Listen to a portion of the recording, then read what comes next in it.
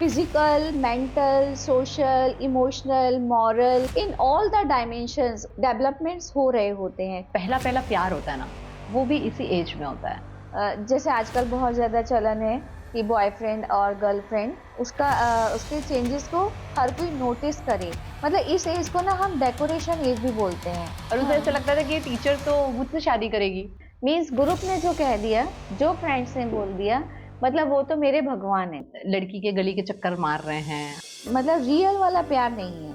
जब एक तरफ से बहुत ज़्यादा आपकी इच्छाएँ बढ़ रही हैं और दूसरी तरफ से कोई रिज़ल्ट नहीं मिल रहा है, माल एडजस्टमेंट की तरफ चले जाते हैं, अगर ग्रुप इन्हें रिजेक्ट कर देता है। टीनेजर्स हैं, क्या उनको सेक्स एजुकेशन मिलनी चाहिए या कॉलेजेस में सेक्स एजुकेशन मिलनी चाहिए? तो असफलताओं से ही तो हम सीखते हैं सफल होना, तो असफलता तो जीवन में ज़रूरी है।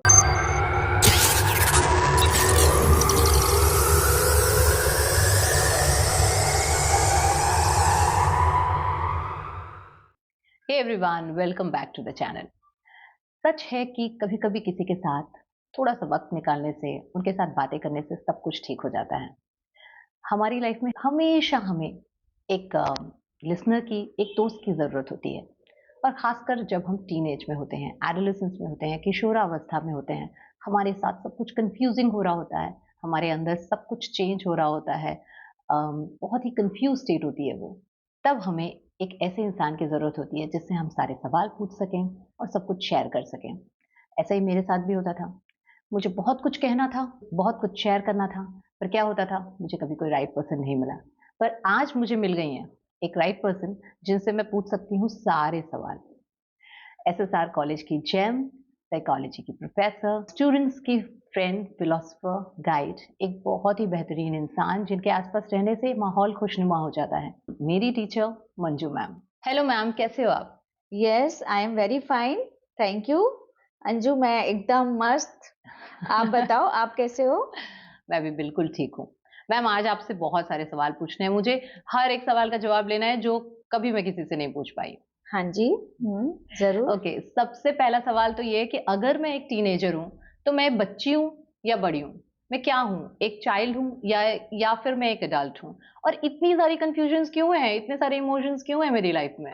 ओके, तो सबसे पहले तो हम ये जानते हैं कि टीनेजर्स होते कौन हैं? ओके, टीनेजर्स या फिर एडोलसेंट्स या फिर हम बोले उनको किशोर, तो ये होते कौन हैं? तो ये जो स्टेज है इसको हम किशोरावस्था बोलते हैं और ये जो स्टेज है वो शुरू होती है 12 या 13 साल की उम्र से और ये लेकर जाती है बच्चों को 19 साल की उम्र तक। तो ये राइट। जो बीच का समय है, ये बहुत ही क्रूशियल पीरियड होता है अंजू। जैसा कि तुमने बताया कि ना तो हम बच्चे हैं और ना ही हम बड़े हो गए हैं और कन्फ्यूजन्स रहते हैं, तो बहुत ये सारे। एकदम ठीक बात है। इस एज में बहुत ज़्यादा कन्फ्यूजन्स होते हैं क्योंकि बच्चे क्या physical, mental, social, emotional, moral and religious, in all the dimensions उसके डेवलपमेंट्स हो रहे होते हैं, जिसकी वजह से क्या होता है, उसके शरीर में, उसके मानसिक जो डेवलपमेंट है उसमें सब भी में बुरी तरीके से उथल-पुथल मची हुई होती है और वो ये सोचता है कि मैं क्या करूँ? इतनी एनर्जी होती है, तो वो जो एनर्जी है उसको हम एक गलत गलत ट्रैक पे ना जाने दें, हम उसको एक अच्छे मोड़ पर ले जाएँ, ऐसी हमें कोशिश करनी चाहिए as a teacher, as a parents, as an elder person of our family. Right. और इसके लिए तो हम बात कर रहे हैं कि हुँ, सभी को पता चले एक्चुअली। और जब वो हमें कहते हैं कि यहाँ क्यों खड़े हो बड़ों के बीच में, तो भी हमें अजीब लगता है। और हुँ। जब वो कहते हैं, जब हम बच्चों के साथ खेलने जाते हैं, तो भैया आप क्यों खेल रहे हैं हमारे साथ, दीदी आप क्यों खेल रहे हैं, आप तो बड़े हैं। तो वो जो कंफ्यूजन है ना, वो बहुत ही ज्यादा रहती है। एंड साथ साथ मैम, चीजें जो है ना बहुत ज्यादा इमोशंस के साथ आती हैं। बहुत सारी चीजें होती हैं जहाँ पे हम एकदम से इमोशंस पीक पे होते हैं। सो ये बहुत इम्पोर्टेंट है कि आगे हम देखें कि चीज़ें किस तरह से वर्कआउट करेंगे। हाँ, फाइन। एक्चुअली क्या होता है कि इस समय जो इमोशंस हैं वो पीक पर होते हैं, राइट। ठीक है? जैसे फिजिकल ग्रोथ पीक पर होती है, उसी तरीके से इमोशनल ग्रोथ पीक पर होती है, उसी तरीके से इंटेलेक्चुअल ग्रोथ भी पीक पर होती है।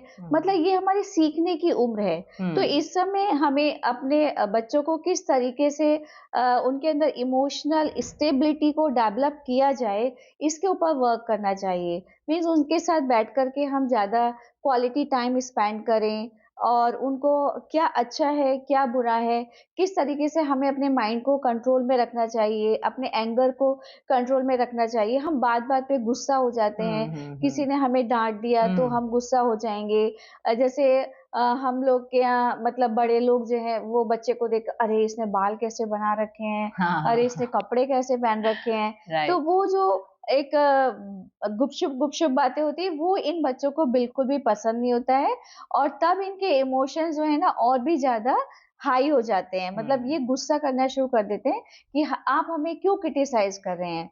तो ये जो क्रिटिसाइज़ हम लोग करते हैं बड़े लोग, ये हमें स्टॉप करना चाहिए, बल्कि हमें इन बच्चों को देखना चाहिए, इनकी साइकोलॉजी को हमें समझना चाहिए, इनकी क्या नीड्स हैं, इस एज की क्या नीड्स होती हैं, क्या इसकी प्रॉब्लम्स होती हैं।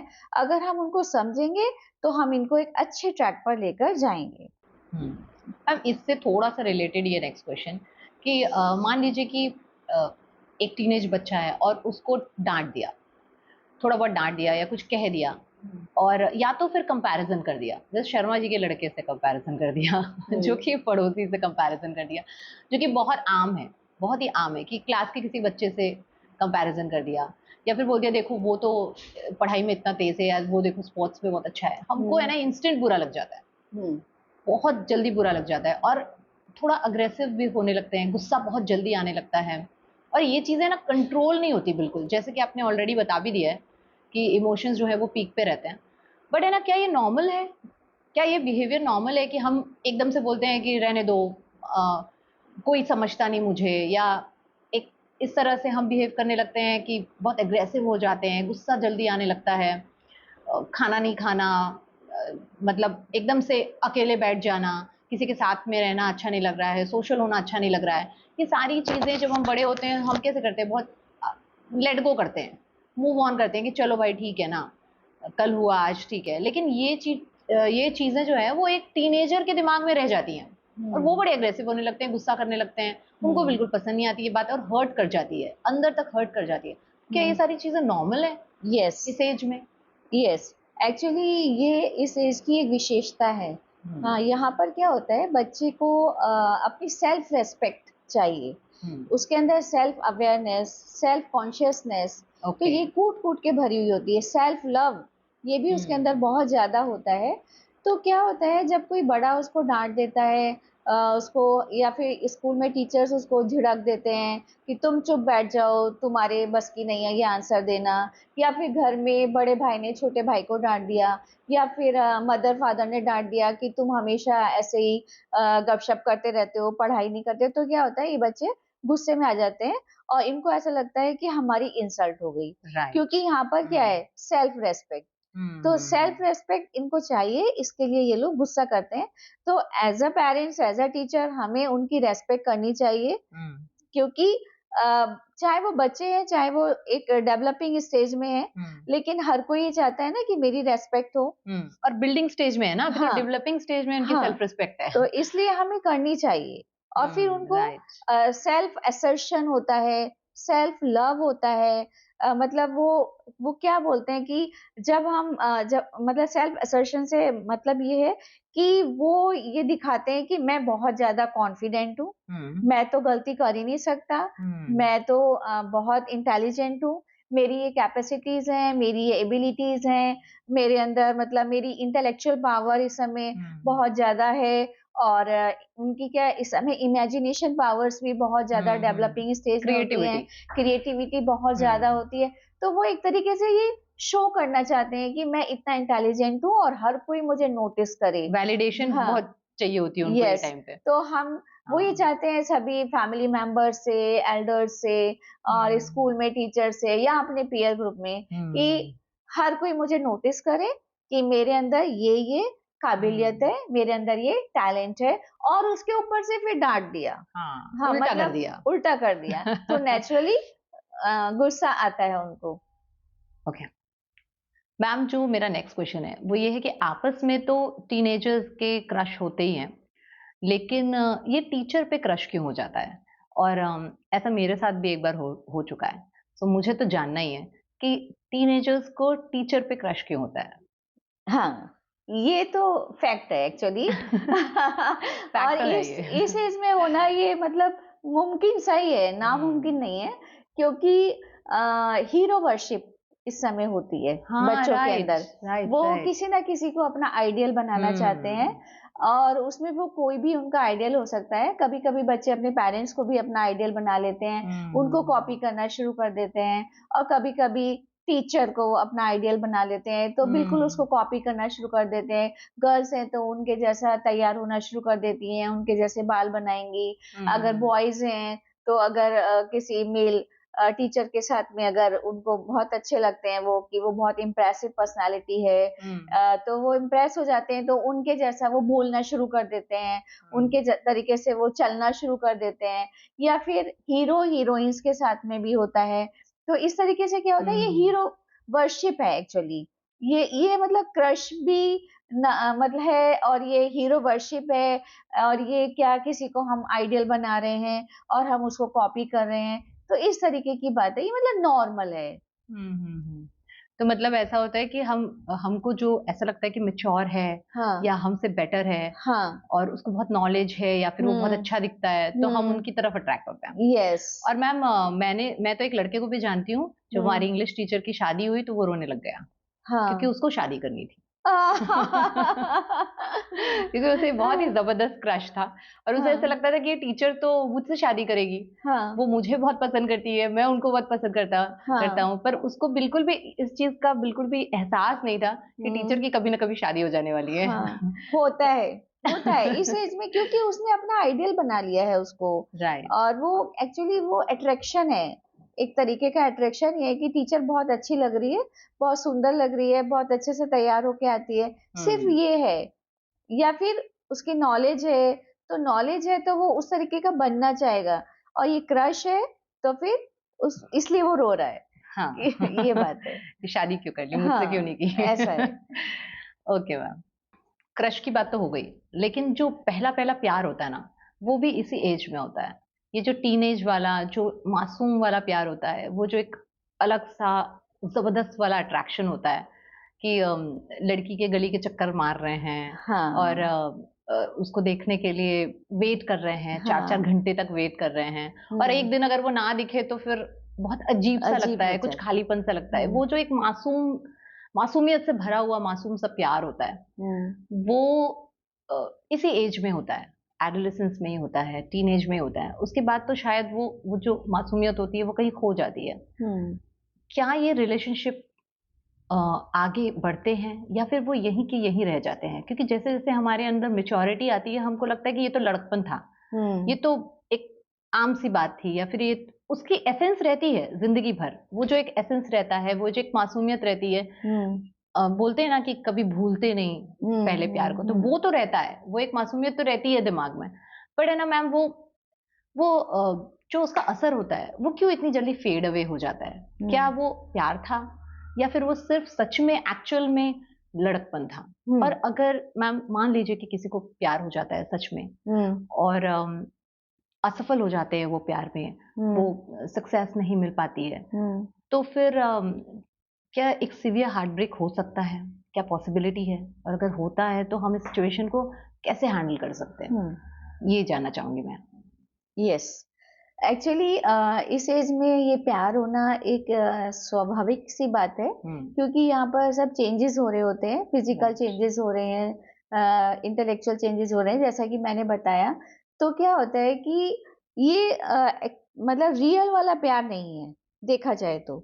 इस एज हुँ, में क्या है, ये फिजिकल अट्रैक्शन होता है, सिर्फ अपोजिट सेक्स के प्रति फिजिकल अट्रैक्शन है, ये ट्रू लव नहीं होता है। और इसीलिए क्या होता है कि ये प्यार जल्दी से खत्म भी हो जाता है, ठीक हुँ, है? क्योंकि इसमें क्या है, सिर्फ हम आपस में एक दूसरे को देख रहे हैं, ये मुझे बहुत सुंदर लगती है, इसकी आंखें हम्म। बहुत सुंदर हैं, हाँ। इसके हेयर्स देखो कितने लंबे लंबे हैं। और मतलब ये नैन नक्श फीचर्स फिजिक ऐसे मतलब सिर्फ मतलब अपीयरेंस को देख करके ही बच्चे जो है एक दूसरे के प्रति आकर्षित हो जाते हैं। और वो आकर्षण जो है उनको लगने लगता है ये प्यार है, कि अब मुझे उससे प्यार हो गया, मुझे उससे प्यार हो गया, वो प्यार में पड़ जाते हैं। हम्म। और फिर कभी-कभी क्या होता है, ये प्यार एक तरफ़ा भी हो जाता है। ज्यादातर हाँ, मोस्ट ऑफ द टाइम वो ये एक तरफा ही रहता एक है। तरफ़ा हो जाता है कि क्योंकि दूसरी तरफ से आपको लिफ्ट नहीं मिल रही है, ऐसा भी होता है। तो हम्म। इस समय क्या होता है, जब एक तरफ से बहुत ज़्यादा आपकी इच्छाएँ बढ़ रही हैं और दूसरी तरफ से कोई रिज़ल्ट नहीं मिल रहा है, तो क्या होता है, जो आपने बोला हार्ट ब्रेक। हार्ट ब्रेक हो जाता है। तो इस सिचुएशन में बच्चा ना पड़े, इसके लिए हमें क्या करना है कि बच्चों के साथ में पेरेंट्स को ज़्यादा से ज़्यादा टाइम बिताना है। आप उनको हफ्ते में, 15 दिन में कभी ना कभी पिकनिक पे लेके जाइए, हम्म। उनके साथ टाइम स्पेंड कीजिए और उसी समय आप उनको गाइड करते जाइए कि बच्चों देखो इस समय क्या है कि तुम्हें मतलब एक आम सी भाषा में बोल देना है, देखो इस समय लड़कियों-वड़कियों के चक्कर में नहीं पड़ना है, हाँ? तुम इस समय अपनी पढ़ाई पे फोकस करो, ये तुम्हारा करियर बनाने का टाइम है और जब तुम बड़े हो जाओगे, एक आप लाइन पकड़ लोगे, कोई प्रोफेशनल आपको डिग्री मिल जाएगी, हम्म। उसके बाद एक ना आपको अपने जैसा एक बहुत सुंदर सा, बहुत अच्छा जीवन साथी मिल जाएगा। इसलिए इन चीज़ों से ये जो समय है, 13 साल से लेकर 19 साल तक का, 20 साल तक का, इस एज में उनको प्रॉपर गाइडेंस की ज़रूरत है कि आपको सिर्फ़ अपनी स्टडीज पे फोकस करना है। ज़्यादा से ज़्यादा बच्चे को आप एंगेज रखिए। आप एंगेज रखोगे तो क्या है कि उनका दिमाग भटकेगा नहीं, ठीक है? उनको थोड़ा-सा क्या उनकी हॉबीज़ हैं, वो हॉबीज़ को वो रिकॉग्नाइज़ करें, अपनी पर्सनैलिटी को रिकॉग्नाइज़ करें, अपने एटीट्यूड, अपने एप्टीट्यूड, अपने इंटरेस्ट को वो रिकॉग्नाइज़ करें। आप उनको ये उनको शिक्षा दो कि बेटा आप अपने आप को पहले पहचानो। अपने आप को आप हम्म। रिकॉग्नाइज करो कि मेरी पर्सनैलिटी किस टाइप की है, मैं कहाँ फिट हो सकता हूँ, मैं कौन सी जॉब में जा सकता हूँ या फिर मेरे अंदर कौन सी एबिलिटीज हैं, मेरे अंदर कौन सी कैपेसिटीज हैं। तो उसके सहारे मैं एक लाइन पकड़ सकूं, मेरा किस चीज में एप्टीट्यूड ज्यादा है, हम्म। एटीट्यूड मेरा किधर जा रहा है। तो अब इस तरीके से बच्चे को एंगेज रखिए, यहाँ पर हम्म। उनको एंगेजमेंट की जरूरत है। जितना आप एंगेज रखेंगे बच्चा भटकेगा नहीं भटकेगा नहीं। Right, right. और फिर हार्टफेल्ट होने की ज़रूरत पड़ेगी ही नहीं। हार्ट ब्रेक नहीं होगा लेकिन प्यार तो होगा। हाँ, अट्रैक्शन तो होगा ही, ये तो एक अट्रैक्शन होगा, नेचुरल चीज है। ये नेचुरल है क्योंकि वो चेंजेस हो रहे हाँ, हैं। लेकिन वो शायद अपने आप को इतना इन्वेस्ट ना हाँ, करे उस प्यार में या उस क्योंकि अट्रैक्शन में। क्योंकि उनके अंदर हमें ये भरना है, समझदारी लानी है कि हम्म। बेटा ये समय ऐसा है, इस समय में अगर आप बन गए कुछ तो बन गए और ये राइट। समय को अगर आपने खिलवाड़ में बिता दिया, तो ये समय फिर फ्यूचर आपका खराब कर देगा, अगर आप हम्म। इस समय नहीं सँभले तो। मतलब एक प्यार की भाषा में ऐसे डायरेक्टली नहीं, इनडायरेक्टली स्टोरी के माध्यम से या हम्म। फिर कोई पिक्चर इस टाइप की है उसके माध्यम से खेल-खेल में आप बच्चों को कभी वॉकिंग पे जाइए, वॉकिंग करते समय आप बच्चों को थोड़ा समझा सकते हो। मतलब उस तरीके से उपदेशात्मक रूप में नहीं हम्म। समझाना है। जस्ट ऐसे टॉकिंग आप करो और उनको स्टोरीज़ वगैरह सुना के उनको गाइड करते रहो, तो वो समझेंगे और अगर आपने उपदेश दिए, सुनना बिल्कुल नहीं नहीं है। समझेंगे। तो ऐसे टाइम पे बड़ों को जो है वो बच्चों का दोस्त बनना पड़ता है। बच्चों को उन्हीं यस की भाषा में फ्रेंडली समझाना पड़ता है। या और उन मैम ये चीज तो मैंने देखी है कि अगर कोई अट्रैक्शन हुआ किसी लड़की की तरफ या लड़की का अट्रैक्शन हुआ लड़के की तरफ, तो बाकी चीजें इफेक्ट नहीं होती, पढ़ाई जरूर इफेक्ट होती हाँ, है। यस, पढ़ने में मन नहीं लगता। बाकी बिल्कुल। वो स्पोर्ट्स खेल रहे हैं, वो हाँ, सारी दूसरी एक्टिविटीज कर रहे हैं, वो सब कर रहे हैं, हाँ। बट जब वो पढ़ने बैठते हैं उनका पढ़ाई में मन नहीं पढ़ाई लगता। में मन नहीं लगेगा और वही चेहरा सामने आएगा, वही हाँ, सब हाँ, कुछ हाँ। आएगा। और तो वो बातें उस याद आएंगी। वही बातें याद आएँगी। तो वो हाँ, राइट। उसी समय मतलब उनकी बुद्धि परिपक्व नहीं है। तो हम हम्म। परिपक्व नहीं है तो हमारी ड्यूटी है कि हम उनको लाइन पे लेके जाएँ, कि वो राइट। फ़ोकस कर सकें। हम क्या करें, उनसे खुद ही बोलें कि आप अपना एक टाइम टेबल बनाओ। हम हम्म। बोलेंगे हमने तुम्हारे लिए टाइम टेबल बनाया है, तुम्हारा उठने का समय हो गया, तुम्हारा पढ़ने का समय हो गया, तो वो एकदम से गुस्सा हो जाएँगे कि आप लोग हमें टोकते ही रहते हो, पढ़ो, पढ़ो, पढ़ो। तो पढ़ो पढ़ो वाली बात ही ना आए। आप हम्म। उनसे खुद ही बोलो कि बेटा आप अपने लिए अपना एक टाइम टेबल बना लो। आप कितने बजे सो के उठोगे, कितने बजे आप नहाओगे, कितने बजे खाओगे, कितने बजे आप स्टडी करोगे, कौन सा समय आपको ट्यूशन में जाना है और हम्म। कौन सा समय आपको क्या सब्जेक्ट पढ़ना है। तो वो ये देख सकेंगे कि मुझे प्रायोरिटी किसको देनी है, राइट। कौन सा सब्जेक्ट मुझे कब पढ़ना है, किसकी मुझे कब ज़रूरत है, वो खुद से डिसाइड करें, ना कि हम उनके लिए डिसाइड करेंगे। वो तो खुद रिस्पॉन्सिबल बने। हाँ, हम उन्हें सिर्फ़ रास्ता दिखाएँगे। तो हम्म। इससे क्या होगा, उनके अंदर एक रिस्पॉन्सिबिलिटी की फीलिंग आएगी। हमें उनको राइट। एक रिस्पॉन्सिबल पर्सन बनाना है। और ये डिस्ट्रैक्शन से हटाना। हाँ, और बेसिक। डिस्ट्रैक्शन से हटाना है। मैम जो नेक्स्ट क्वेश्चन है वो हुँ, बहुत इंपॉर्टेंट है आई हुँ, थिंक।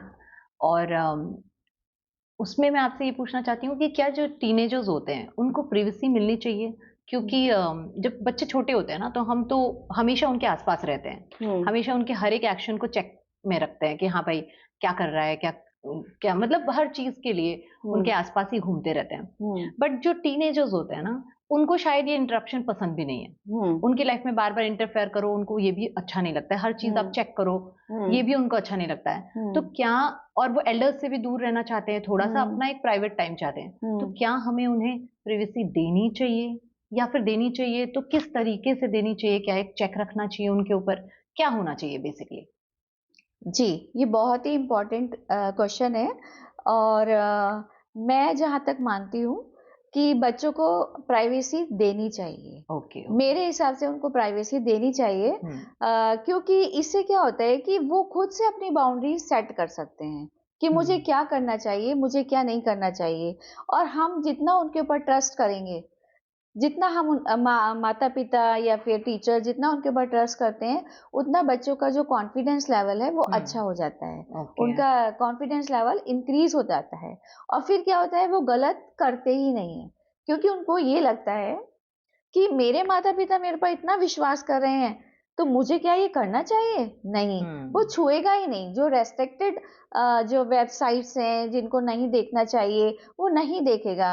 जो भी गलत चीज़ें हैं, फ़ोन पर जो भी आजकल उल्टा-सीधा नेट पर आप देख सकते हो, तो उससे रिलेटेड वो कुछ नहीं देखेगा, क्योंकि उसको एक बार ज़रूर से पेरेंट्स की जो इमेज है वो सामने आएगी कि वो मुझ पर ट्रस्ट कर रहे हैं। उन्होंने मुझे एक अलग से रूम दिया है, उन्होंने मुझे एक अलग सा एरिया दिया है कि बेटा आप यहाँ पर पढ़ो। तो मुझे उनका विश्वास नहीं तोड़ना चाहिए। और एक चीज़ उनके अंदर क्या डेवलप होगी, जब कॉन्फिडेंस आ रहा है तो वो अपने डिसीज़न स्वयं ले सकते हैं। और मैम इसके साथ साथ एक हेल्दी चेक भी रखना जरूरी है, क्योंकि कभी कभी बच्चे जो हैं वो हाँ, कुछ अंदर अंदर सह रहे होते हैं या फिर कुछ सफर कर रहे होते हैं जो कि वो हमेशा शेयर नहीं कर पाते। हुँ, तो वो भी शायद इम्पोर्टेंट है कि प्रीवीसी के साथ साथ एक चेक भी रखा जाए कि बच्चा आखिर में किस तरह हुँ, की एक्टिविटीज कर रहा हाँ, है ना? मतलब ट्रस्ट तो है ही है, यस, बट साथ में इस चीज का भी शायद ध्यान रखना चाहिए कि कोई भी चीज एक्सट्रीम ना हो जाए, हुँ। है ना? और बच्चा जो है अकेले में कभी सफर ना करे, या फिर वो बच्चा जो है किसी ना किसी को ये सारी बातें अपने लाइफ की जरूर शेयर करे। जी, एक्चुअली वो जैसे मैंने आपको पहले बताया कि पेरेंट्स को बच्चों के साथ में फ्रेंडली रहना है। हम्म। मतलब आप फ्रेंडली बिहेव करो, फ्रेंड राइट। मत बनो, बल्कि आप हम्म। फ्रेंडली बिहेव करो अच्छा, उनके ये साथ। बहुत एक इम्पोर्टेंट पॉइंट है कि हाँ, फ्रेंड मत बनो लेकिन हाँ, फ्रेंडली रहो। फ्रेंडली बिहेव करो आप उनके साथ। हम्म। तो क्या होगा कि वो अपनी सारी बातें आपके साथ शेयर करेंगे। राइट। और शेयरिंग बहुत ज़रूरी है। ऐसा अच्छा ये किसी को भी अच्छा नहीं लगेगा, आप बार-बार उनके मोबाइल चेक कर रहे हो, आप उनके हम्म। फ्रेंड्स को कॉल कर रहे हो, ये क्या करता है, ये शाम को ट्यूशन कहाँ जाता है। ऐसे पेरेंट्स की आदत होती है ना, तू कहाँ गया था, तेरा हम्म। कौन-सा दोस्त है, बता मुझे बता, मैं उसको फ़ोन हम्म। करती हूँ, मैं पूछती हूँ, क्या ये आया था कि नहीं आया था। मतलब इस टाइप की बात होती है, इससे बच्चे जो है वो इरिटेट हो जाते और हैं। उल्टा झूठ बोलने लगते हैं। हाँ, उल्टा झूठ बोलने उल्टा वो लगते हैं। पेरेंट्स के साथ अच्छे रिलेशन ना होने की वजह से वो झूठ झूठ बोलना शुरू बोलना हो जाता है। शुरू कर देते हैं। तो पहले हम्म। तो वही है ना, ट्रस्ट आ गया ना एक बार, हम्म। पेरेंट्स का ट्रस्ट जो है बच्चे पे है, बच्चे का ट्रस्ट पेरेंट्स पे है। तो राइट। दोनों के साथ में ट्रस्ट है, तो वो अपनी कोई बात आपसे छुपाएँगे ही नहीं। और आते ही स्कूल में 11th-12th के बच्चों से स्कूल से आते ही मत पूछो बेटा आज कैसा रहा दिन? या छोटे बच्चों से हम पूछ लेते हैं, क्योंकि तो भी वो इरिटेट हो जाएँगे। जैसे मैंने आपको बताया, वो आप वॉकिंग करने जाओ, उनकी पसंद का कोई गेम है जो उनको बहुत पसंद है, आप उनके साथ खेलना शुरू कर दो। आप उनके साथ बैडमिंटन खेलो, आप उनके साथ में कैरम खेलो, जो भी उनको पसंद है। या फिर आजकल और भी बच्चे जिम जाते हैं, आप जिम चले जाओ। तो इस तरीके से बच्चे आपके साथ फ्रेंडली हो जाएँगे और आपको सारी बातें अपनी बताने शुरू कर देंगे। तो इनडायरेक्टली आप उनको चेक करो। ऐसा चेक मत करो कि बच्चे आपसे चिढ़ जाएँ। तो वो समझदारी से आपको काम करना होगा। मतलब जब अगर आप एक टीनेजर बच्चे के पेरेंट हैं तो आपको खुद टीनेजर बनना पड़ेगा यस, वापस से, आपको टीनेज में समझना आना पड़ेगा। पड़ेगा। उनकी साइकोलॉजी को समझो कि वो क्या चाहते हैं। किस समय मुझे उनके साथ किस तरीके से ट्रीट करना है। आते ही पढ़ो, पढ़ो, पढ़ो बोलोगे तो गुस्सा हो जाएँगे। आते ही खा लो, खा लो, खा लो बोलोगे तो वो गुस्सा हो जाएँगे। Right, means right. उनको हर चीज़ के लिए टाइम चाहिए होता है।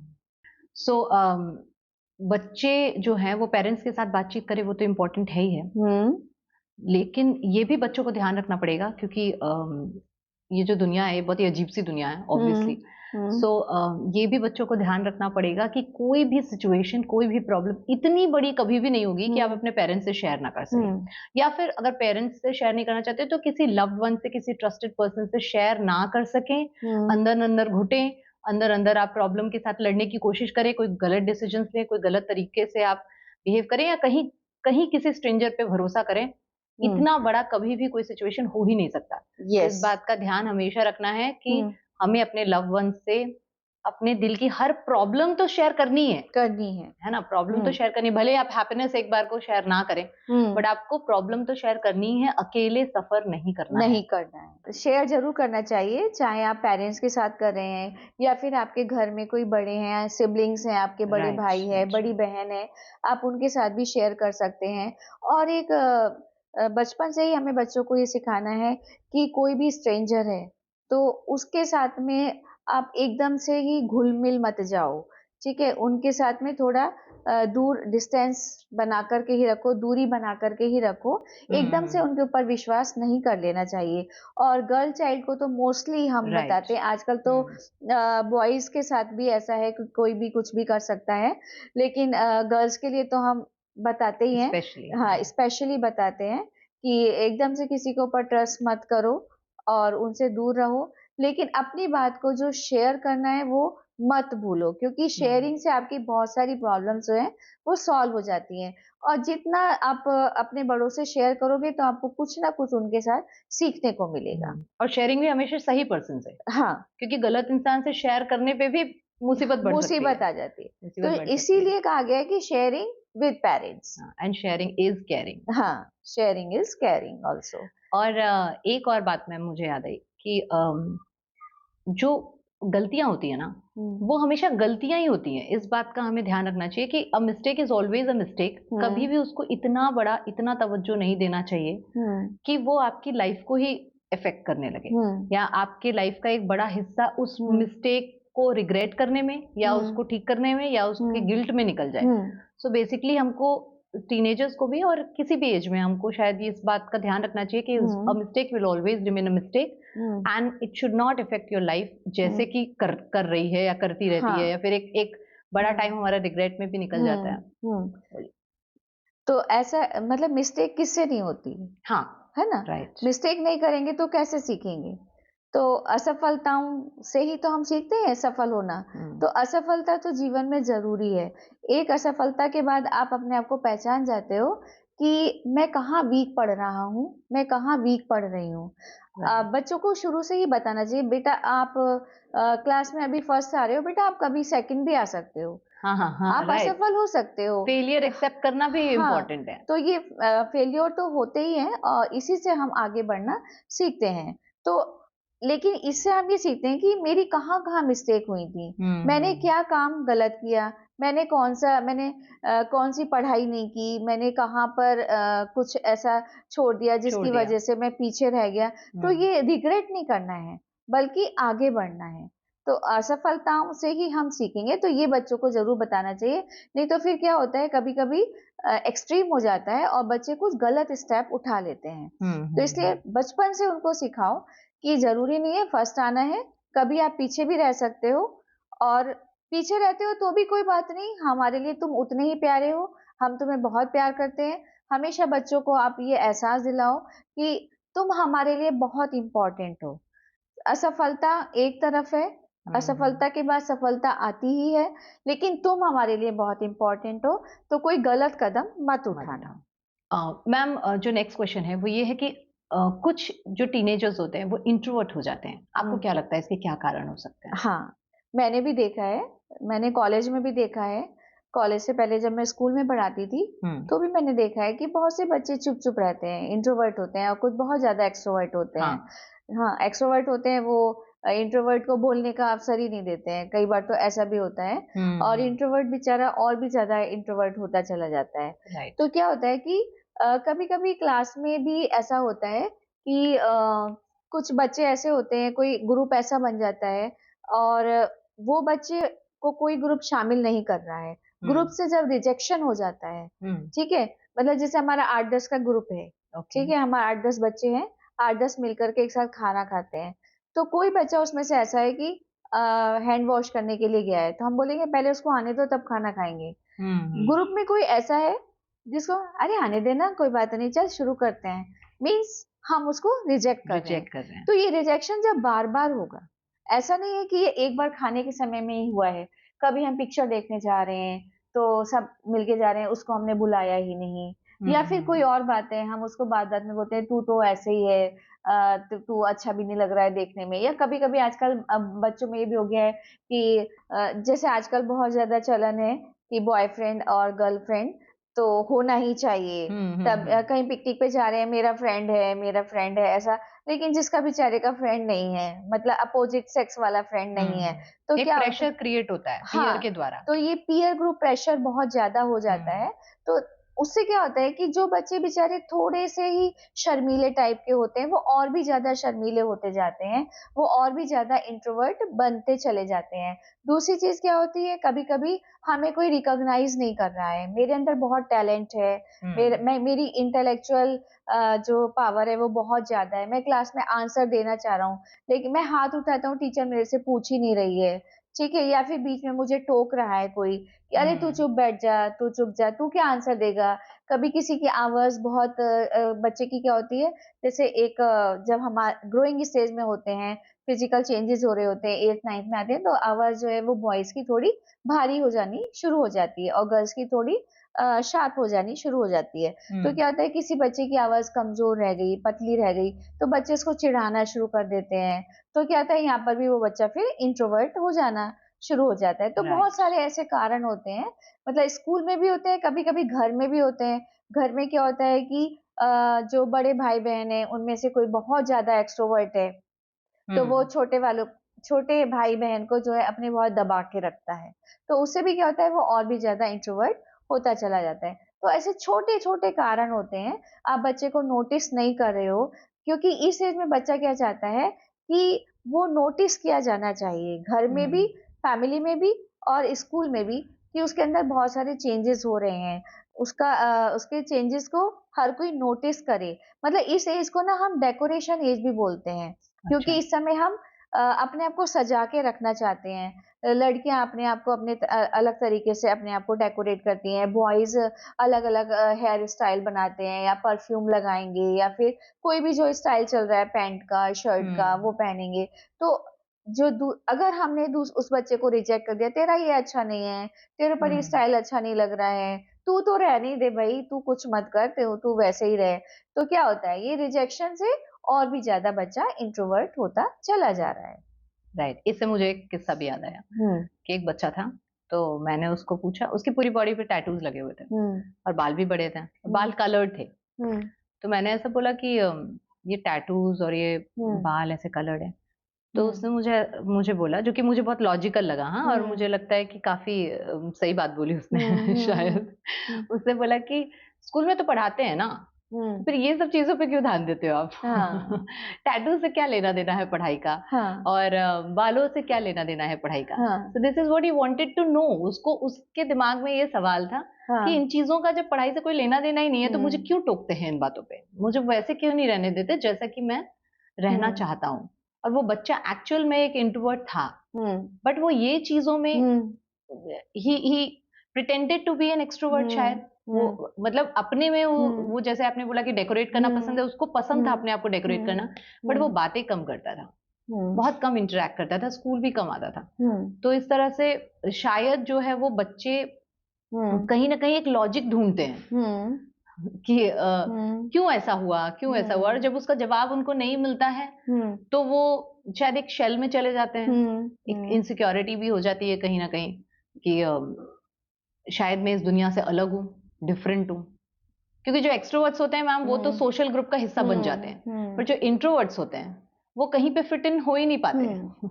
और अगर उनका जैसे बेस्ट फ्रेंड है, अगर वो स्कूल नहीं आया तो वो पूरा दिन चुपचाप बैठेंगे, फिर वो किसी से बात नहीं करेंगे।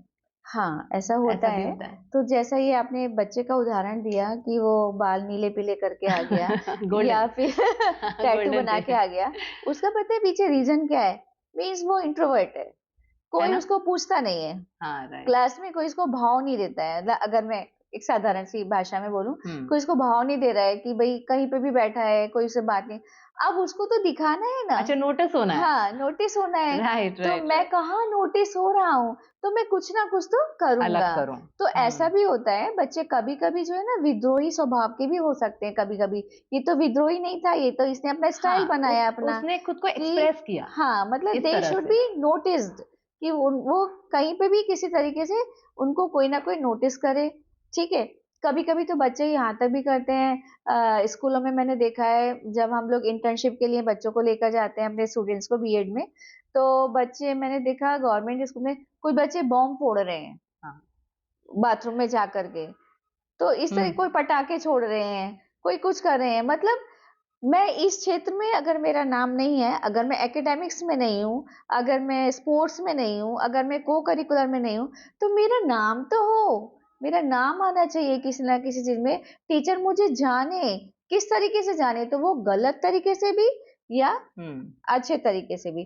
तो बच्चों इस एज में ये वाली भावनाएँ भी आती हैं, इसीलिए कहा जाता है कि हर बच्चे पे टीचर्स को ध्यान देना चाहिए और पेरेंट्स को भी हर बच्चे पे ध्यान देना चाहिए। मतलब इंडिविजुअल डिफरेंसेस होते हैं, कोई बच्चा इंट्रोवर्ट होगा, कोई एक्सट्रोवर्ट होगा, कोई बहुत जल्दी लर्न करेगा, कोई और क्विकली कुछ लर्नर। कुछ है ना मैम, ये बीच वाले होते हैं, हाँ, जैसे मैं हूँ। एवरेज। तो जो जो है ना एवरेज होते हैं 30% अपनी बातें शेयर करते हैं, हाँ, 70% अपने अंदर रखते हैं। हाँ। तो मेरा भी वैसा ही है। तो मुझे ऐसा लगता है कि कहीं ना कहीं मेरे जैसे लोग भी, स्टूडेंट्स भी हैं या हुँ, ऐसे लोग भी हैं जो कि हुँ, जब सोशलाइज करना होता है वो अपनी मर्जी से सोशलाइज नहीं करते, हुँ, बट अगर करना है तो वो करेंगे, वो हुँ। सोशलाइज करते हैं, फिर back to their own zone. Yes, ऐसा भी होता है। ऐसा भी होता है। तो इससे अच्छा है कि उनके ऊपर ध्यान दिया जाए। क्लास में हर बच्चे को पर एज़ अ टीचर हमें ध्यान देना है, चाहे वो डल है, चाहे वो एवरेज है, चाहे वो गिफ्टेड है। Gifted right. को आप जैसे अलग तरीके से आप टैकल करोगे और जो एवरेज है आप अलग तरीके से उनको टैकल करोगे और आपको क्लास में कैसे चलना है जो एक डल स्टूडेंट है, जो बिलो एवरेज है, आप उसके तरीके से क्लास में पढ़ाओगे। ऐसा नहीं कि वो हाई-फाई वर्ड्स बोलकर मैं क्लास से गिट-पिट करके बाहर निकल गई, ऐसा नहीं है। जो मेरा एवरेज चाइल्ड है और जो डल चाइल्ड है, क्या उसको समझ में आ रहा है? मुझे उसका नाम लेके पूछना है, क्या तुम्हें समझ में आ रहा है? ऐसा नहीं बोलना है, you read shirt, you blue shirt या यू ब्लैक हाँ, हेयर्ड राइट, राइट, राइट। ऐसे नहीं हाँ। उनको बोलना है। आपको उसका प्रॉपर नाम लेना है कि आपको समझ में आया बेटा? वो बोलेगा नहीं, तो वो क्या सोचेगा अच्छा टीचर मेरा नाम जानती है, तो टीचर मेरा नाम जानती है मीन्स यही उनके लिए एक स्पेशल हाँ, स्पेशल प्लेस हो जाता है, खुशी अरे ये तो मेरा हाँ, नाम जानती है टीचर। मतलब ये तो एक्सपीरियंस मैंने भी किया है मतलब कई बार मतलब मेरा जो छोटा बेटा है वही मुझे बोलता है, "मम्मी मुझे तो सब जानते हैं स्कूल में।" मेरे सबको पता है तपन नाम है मेरा। तो ऐसा होता है मतलब मैंने मेरे हाँ, राइट। बच्चों के साथ भी ऐसे एक्सपीरियंस एक किए हैं। सेलिब्रिटी वाला हाँ, फील तो आता है। उनको लगता है अरे मुझे तो सब जानते हैं। तो ऐसे उनको हम्म। हमें राइट। मतलब और मैम ये जो डील हम करना डल है। बोलते हैं या फिर अगर हम किसी बच्चे को स्लो लर्नर बोलते हैं तो हाँ, वो तो खैर करिकुलम के हिसाब से अगर वो नहीं हाँ, आगे आ पा रहा है तो हाँ। हम ऐसा बोलेंगे। हुँ। बाकी बच्चे तो, अगर एक बच्चा है तो किसी ना किसी चीज में तो एक्सीलेंट है ही, है ही पर किसी ना कभी-कभी किसी चीज ऐसा में। भी होता है कि कोई बच्चा किसी भी चीज़ में एक्सीलेंट नहीं होता है। हाँ, ऐसा भी होता है। ऐसा भी होता है तो ना? ऐसे बच्चों को कैसे हाँ, तराश सकते तो हैं? ऐसे बच्चों को भी हमें देखना है, तो उनको क्या करना है कि ऐसा नहीं कि तुम भी गिफ्टेड चाइल्ड जैसे बनो हम्म। या तुम भी उनसे जो थोड़ा एकदम सुपीरियर, जीनियस ये हाँ, सब हाँ, होते हैं हाँ, ना, हाँ। तो हमें उनके लेवल पे नहीं लेके जाना है, बल्कि उनको हमें इतना ऐसा योग्य बना देना है कि वो अपनी रोज़ी-रोटी कमा सके और अपनी लाइफ को लीड कर सके, इतना उनको हमें नॉलेजेबल बनाना है। तो मतलब अगर बेसिकली वो अगर गिफ्टेड नहीं है बच्चा, तो हमको कभी उसको पता ही नहीं चलने देना है कि वो गिफ्टेड नहीं है। हाँ, एक ऐसा माहौल बनाना है हाँ, क्लास कि में हाँ, कि हमारे दिमाग में तो है कि वो गिफ्टेड हाँ, नहीं है या फिर वो एक स्लो लर्नर है जो है, पर उस बच्चे को कभी पता नहीं पता नहीं चलना लगना चाहिए चाहिए, क्लास कि वो में स्लो लर्नर है। इक्वालिटी, हाँ, हाँ, इतनी समानता, इक्वालिटी रहनी चाहिए।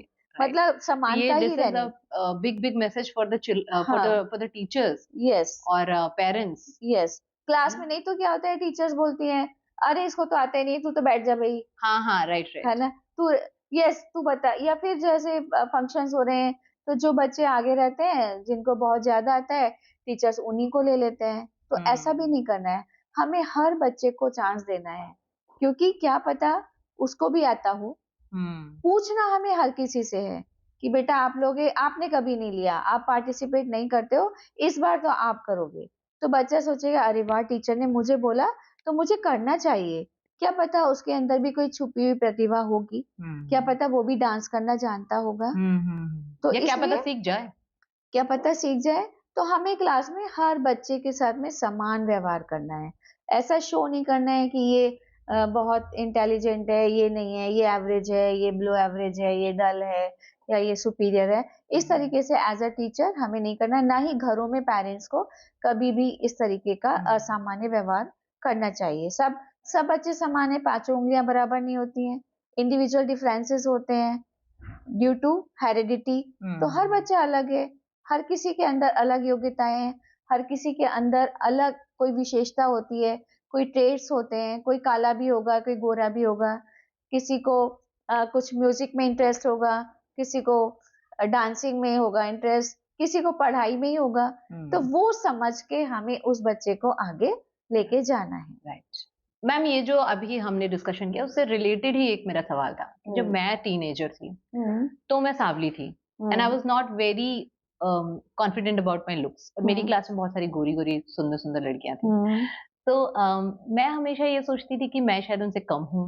हम्म, तो मैं क्या करती थी, मैं किसी को बताती नहीं थी। आज पहली बार मैं डिस्कशन कर रही हूँ इस बात का। हम्म, तो मैं क्या करती थी, मैं फेस वॉशेज़ लेकर आती थी कभी-कभी। हम्म, उस वक़्त तो पैसे भी नहीं मिला करते थे, पेरेंट्स तो पैसे देते नहीं थे। हुँ, तो हम किसी तरीके से मैनेज करती थी मैं। हुँ, फेस वॉश लाती थी और फेयर एंड लवली भी लगाती थी, हाँ, ताकि गोरी हो जाऊँ। पर हुँ, गोरी तो मैं हुई नहीं। बट हाँ, हाँ, कहीं न कहीं सेल्फ एक्सेप्टेंस लेटर हुँ, ऑन मुझे आ गया। हुँ, बट मैम, जब हम उस एज में होते हैं ना, तो बहुत सारी इनसिक्योरिटीज़ होती हैं। हुँ, बहुत बार हमको ना इन्फीरियॉरिटी कॉम्प्लेक्सेस होते हैं। हुँ, बहुत सारी चीज़ों को लेकर, जैसे मोटे हैं, हुँ, पतले हैं, हमारे अगल-बगल बहुत मतलब स्टैंडर्ड हमने एक बना लिया कि भाई इसके हुँ, जैसा दिखना था, बट हुँ, हम नहीं दिख पा रहे। हुँ, तो ऐसी चीज़ें हो जाती हैं कि मोटा बहुत ज़्यादा हो गया तो अरे यार मोटे हैं, हुँ, पतले हुँ, हो गए तो पतले हैं, हकला हुँ, रहे हैं, हुँ, हुँ, तेज़ नहीं काम कर पा हुँ, रहे, कुछ कोई हुँ, सामने वाला हमसे फ़ास्ट है, हम हुँ, स्लो हैं, या हुँ, फिर उल्टा भी है।